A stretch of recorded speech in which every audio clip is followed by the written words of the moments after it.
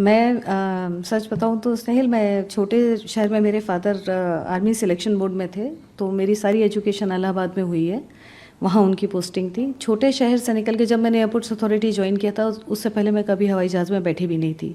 तो ज़्यादातर मैं लोगों को जब अपना मोटिवेशनल स्पीच भी बताती हूँ तो मैं यही बोलती हूँ कि कितने भी छोटे शहर से आप आओ, कहीं से भी पढ़ के आओ, आप बड़े शहर के बच्चों से भी अगर आप कम्पीट कर रहे हो तो अगर आपके अंदर वो ड्राइव है तो आपको कोई रोक नहीं सकता है। तो लड़कियों के लिए मेरा यही मैसेज है कि अपना सपना हमेशा बड़ा रखो और टाइम के साथ रखो। Your dream should be big and it should be with a time line. आप ये बोलो कि मुझे तो चेयरपर्सन बनना है या मुझे वो डायरेक्टर बनना है या ईडी बनना है, तो कब तक बनना है? वो आपकी टाइम लाइन होनी चाहिए और उसके साथ अलाइंड आपकी एक्टिविटीज़ होनी चाहिए। अगर उसके लिए अगर आपको कोई पढ़ाई करने की ज़रूरत पड़ती है या कोई ट्रेनिंग करने की ज़रूरत पड़ती है या आपको दूसरे डिपार्टमेंट्स के साथ कोऑर्डिनेट करने की ज़रूरत पड़ती है तो वो आपको करनी चाहिए।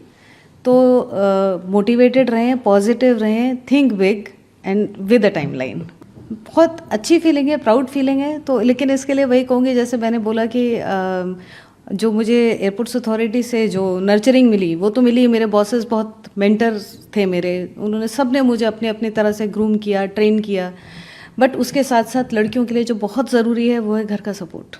लड़कियों की रिस्पॉन्सिबिलिटी ड्यूअल रिस्पॉन्सिबिलिटी होती है, वो उनको आप आइसोलेशन में नहीं देख सकते हो। जो फीमेल जो एम्प्लॉई होती है या जो कॉर्पोरेट वर्ल्ड में लड़की काम करती है, उसके साथ family responsibility is not only her immediate responsibility, उसकी सोशल रिस्पॉन्सिबिलिटी भी बहुत है।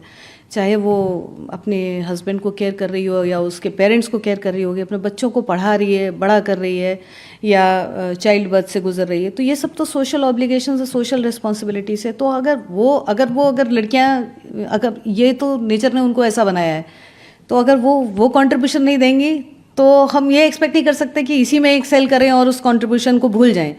That is part of the, the female life and it should be honored and respected accordingly.